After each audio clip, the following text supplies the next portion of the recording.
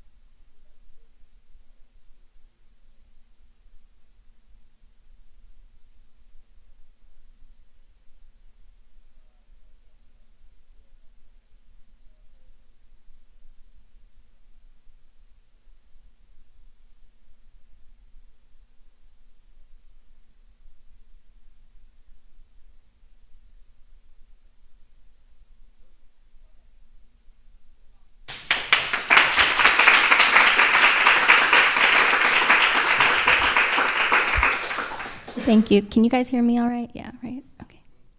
My name is Zoe. Thank you again for coming, echoing what Pau said. Special thanks to the jury, of course, for your time and your unpaid labor, which I think will make more sense as a joke after this presentation. So this is the Great American Wage Heist. And I'd like to begin with a question, which is, what do we think of when we think of theft?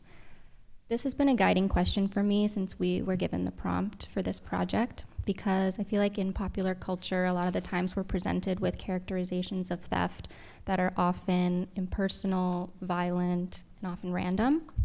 So what might this look like in our mind? I think maybe this comes to mind: guns, burglaries, holdups, that kind of thing. And in the US, $13.5 billion is stolen in property theft alone each year. But what if I told you that you are way more likely to be robbed by somebody you know very well, your employer?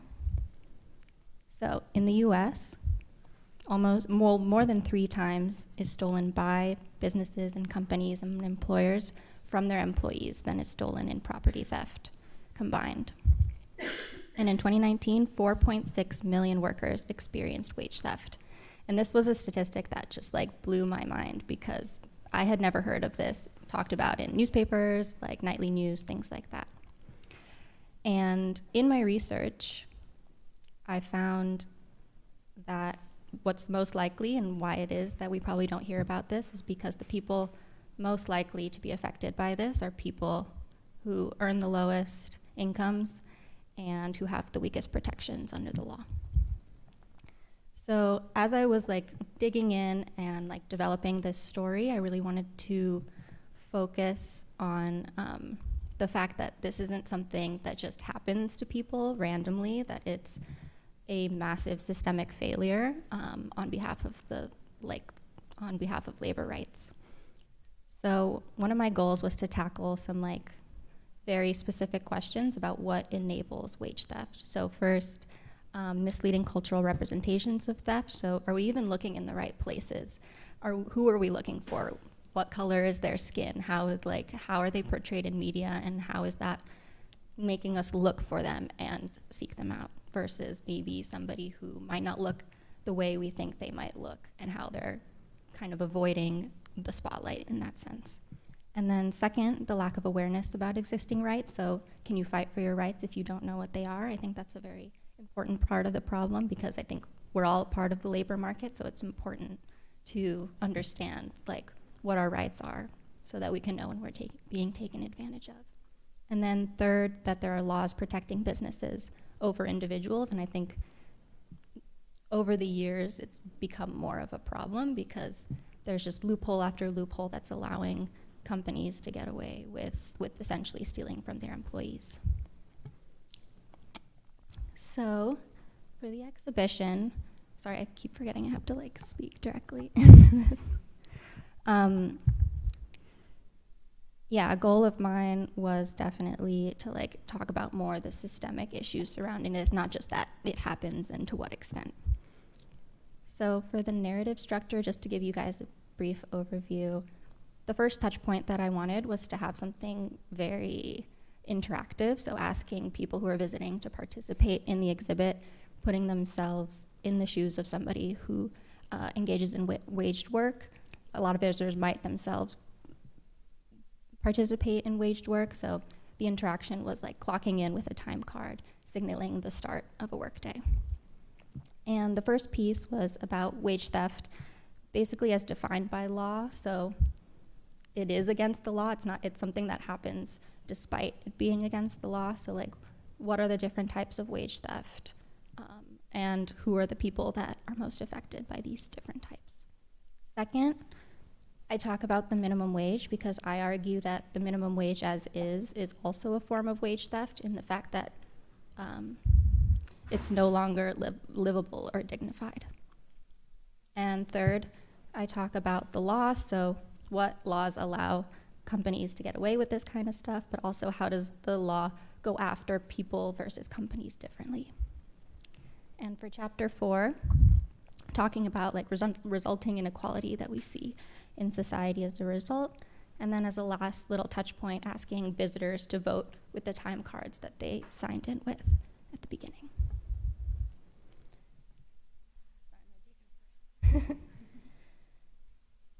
So this is a shot from the entry of the exhibition. You'll see on the right wall, there's like a big statement in vinyl that says, if you're not making 7.9% more this year, they're actually paying you less.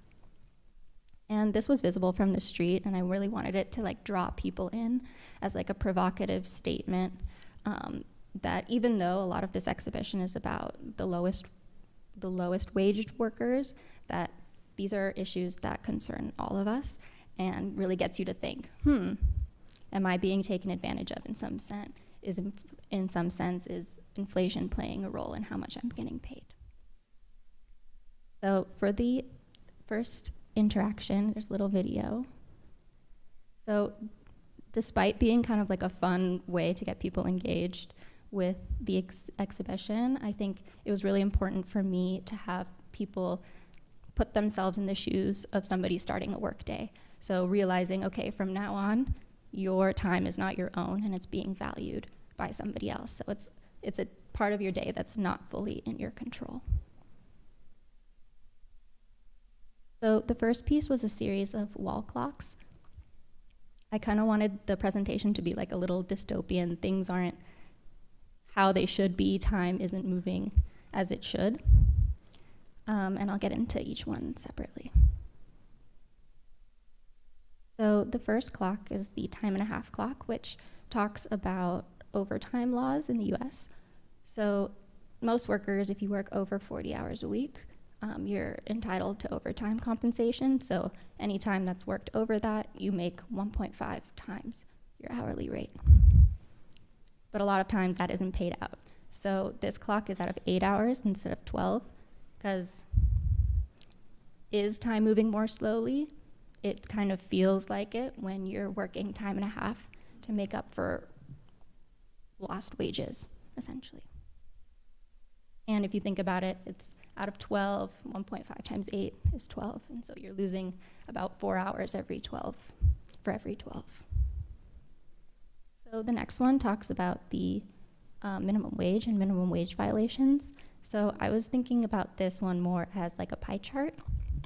So who's most likely to experience a minimum wage violation? So based on the intersection of race, gender, and legal status, undocumented Latinx women are 4 times more likely to experience a minimum wage violation than perhaps a documented white male in the workforce.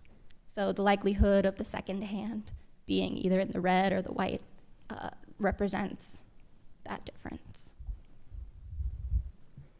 So stop the clock is about rest breaks and meal breaks. So if you work more than 6 hours in a day, you're entitled to take meal and rest breaks, which are unpaid, but you're still supposed to take them. And I think what a lot of people don't realize is that if you don't take them, you are entitled to 1 hour of compensation for each break that you miss. So this clock kind of shows from 9 to 6, do you feel like you could go a whole day without taking a break? And also, if you do miss those breaks, what are you entitled to as a worker? And this last one is called off the clock, talking about off the clock work, which is when maybe a manager asks you to come in early or stay late before the technical workday starts. And so there's actually no record of you working. And so you aren't being compensated for that time, which is why there aren't any numbers on this clock. So next, this is a second piece that's building off of the minimum wage violation form of wage theft. So this is talking about how people who suffer minimum wage violations on average lose about $64 a week. And that might not seem like a lot, but I wanted to put that into the scale of a year. What does that look like in terms of 12 months of paychecks? And so these were positioned on a table, and they were filled out. So the green ones were the $11.60 that a minimum wage, somebody making minimum wage would earn every month. But if they were experiencing minimum wage violations, they would be missing out on 3 paychecks out of the year, which is the difference between being above or below the poverty line. So that's where that dotted line comes in. Okay, next, talking about the minimum wage. This piece had a sort of parallel visualization. The first, more traditional, talking about the change in the real value of the minimum wage since 1968, and then also a more immediate representation of that in terms of like the actual buying power of a day's work. So in 1968, a day's work was valued at about $105, which is what pretty much what could buy you that whole supermarket shopping basket. Versus in 2009, which would be about $80 today, and then today, which is about $58. So there's like a really visual, visceral shift in the buying power of the minimum wage, and I think it can often get lost when we do traditional bar graphs, line charts, things like that, and so I really wanted, I really wanted to appeal to like what people do every day when it comes to filling their refrigerators and like very clearly relating it to like everyday choices. This is a little bit of a zoom in. So focusing on 1968, which is the highest in terms of like adjusted for inflation that the minimum wage has ever been. And then in 2009 was the last time it was increased, which was to $7.25. Adjusted for inflation, that's about $10. And then today it remains at $7.25. And I think it's pretty comparable to the recent minimum wage increase here. But I think in doing this, I was arguing that just because something is federally mandated, is lawful, does not mean that it's still not theft, because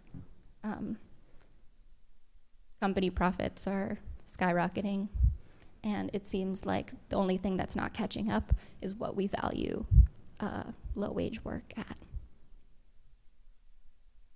Okay, so next, talking about the law. This is the best photo I had, apologies. So on the glass is talking about forced arbitration, which is a clause that a lot of companies include in employment contracts that basically prevent their employees from suing them in the future. So it's a huge loophole that allows them to basically abuse their workforce and not face any penalties for it. And of the employees that pursued their claims in arbitration, only 1.6% won their case. And then on the other side, there's a question. It says the same amount of money was stolen via property crime and minimum wage theft in 2019. That's me going like this. similar crimes. So how come the law treats these so differently? Here's a little zoom in. This is an hourglass.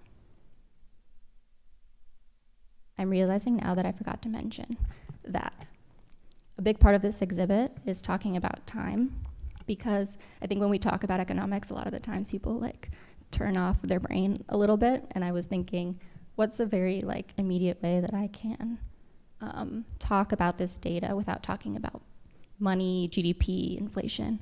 And I think the thing that made the most sense was talking about time, because for people who experience, for low-wage workers who experience wage theft, like their bottom line doesn't change just because they're making less than they should. They're working longer hours to compensate for those lost wages. So it's essentially their time that's being exploited, which is why there were clocks and there was a graph about time and now this hourglass.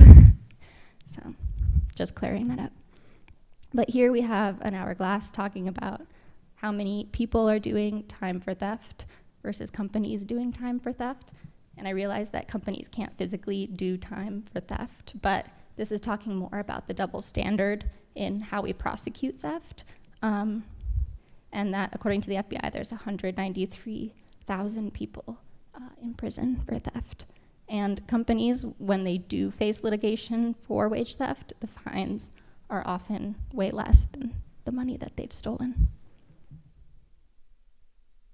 So lastly, talking about inequality and self-determination, this is an infographic I made. It says, in 2020, the year of COVID, the ratio of CEO to typical worker compensation was 351 to 1.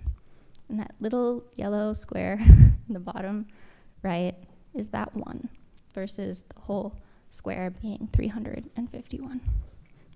So I think whereas like the last piece was, how does this happen? How do we allow this to happen? This is kind of more, where is this money going? And I think we've all heard that, you know, there's a 1%, but I think we also tune that out a little bit because we hear it so often. So seeing this representation of like how big the difference really is, I think is really important, because the people making 351 times, I think, have a lot more agency in determining what their time is worth versus the people making the average salaries really have no power when it comes to determining what their time is worth. And this was paired with like a final question asking visitors to vote with their time cards. So do you feel like you are paid what your time is worth? Yes, I do, or no, I don't. Got 5 votes for yes and 35 for no. So before all of this, created a communication campaign to advertise this exhibition. I created a poster that I posted around Mutual Gallery, which is where the exhibition was, and around El Born. And it says, "We value your time," with a little disclaimer, at $7.25 an hour. So this was kind of like a teaser trying to get people interested in what this exhibition might be about, and kind of drawing on that collective frustration that we're not making what we should, who's determining what we make and why. And I think this kind of, it attracts people because it's like they are the employers and we are the ones doing the legwork of generating their profits. So I think it creates a kind of sense of community that wants you to like join along. And I also created this little quick video to share online, just getting the word out about where it was, what day and what time.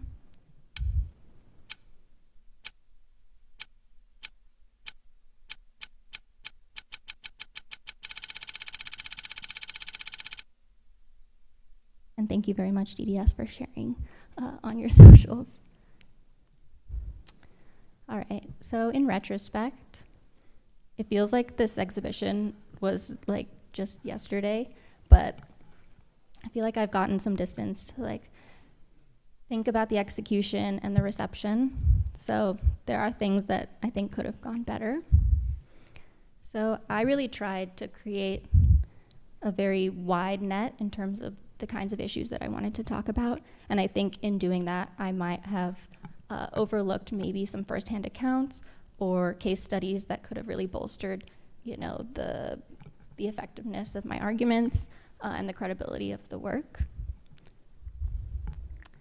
I think this is a little bit more trivial, but like directing visitors to and through the exhibition, there were 2 entrances. There was one from the rest of the gallery that was covered by a curtain, and the way that the narrative structure of the exhibition was laid out, it was very important to go from the beginning. And I think some people were coming in from the back, and so I wasn't able to control how people were viewing it as well as I could have. So I think maybe some signage or something by the curtain saying, hey, go around, would have been very beneficial.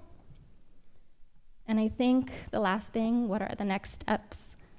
I basically unloaded a very heavy topic, and I feel like maybe I could have done more to have some sort of call to action, maybe give somebody a little more of a propeller into maybe action, than instead of just talking about all the terrible things that are happening for labor rights. But there were things that went really well as well. So I think it was really great to have comparisons that I think everybody could relate to. So I think everybody has at some point sat at a desk and looked at a clock and thought, oh, how am I still here? Or is my time really worth this? We've all, I think, gone to the supermarket and thought, wow, I used to be able to buy 4 bags of groceries, and now I could only buy 3 with 50 euros. So I think that really helped get the message across, and in a way that might have been lost if there were just graphs on the wall. Another thing that I think went well is that I moved away from impartiality in my midterm presentation. I got some feedback that was like, well, I don't know if everybody's going to agree with you on this. I would consider maybe toning it down a little bit, especially in terms of the minimum wage isn't enough. But I didn't listen to any of that because I feel like the point of an exhibition is to maybe convince somebody that doesn't agree with you of what you believe in, and I think it was a strong point in the end. And lastly, I think the visitor interactions really added a lot to the exhibit. I think it gives you a little skin in the game and you feel a lot more involved in the topic and in maybe identifying where you fit within the problem or how maybe you might change your situation as a result. All right, that's it. Thank you.